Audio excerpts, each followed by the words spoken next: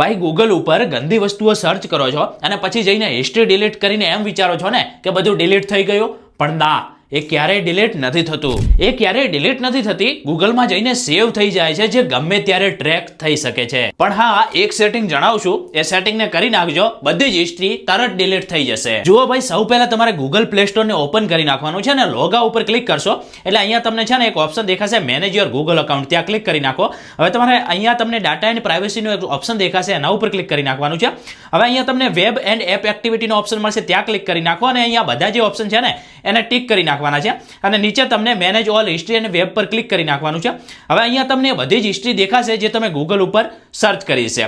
હવે ભાઈ આને જો ડિલીટ કરવી હોય તો ડિલીટ ઉપર ક્લિક કરીને ઓલ ટાઈમ ઉપર ક્લિક કરી અને અહીંયા નેક્સ્ટનું બટન દાબી દો અને ડિલીટ કરી નાખો તો જે બધી જ હિસ્ટ્રી છે ને ડિલીટ થઈ જશે અને હવે પછી ક્યારેય ગૂગલ ઉપર ટ્રેક નહીં થાય. તો ભાઈ આ રીતે તમે બહુ જ આસાનીથી પરમાનન્ટલી ગૂગલ ઉપર સર્ચ કરેલી બધી જ વસ્તુઓને ડિલીટ કરી શકો છો. હવે વધારે વિડીયો જો તમારે ગુજરાતી ભાષામાં જોવા હોય ને તો આપણા પેજને ફોલો કરી દેજો.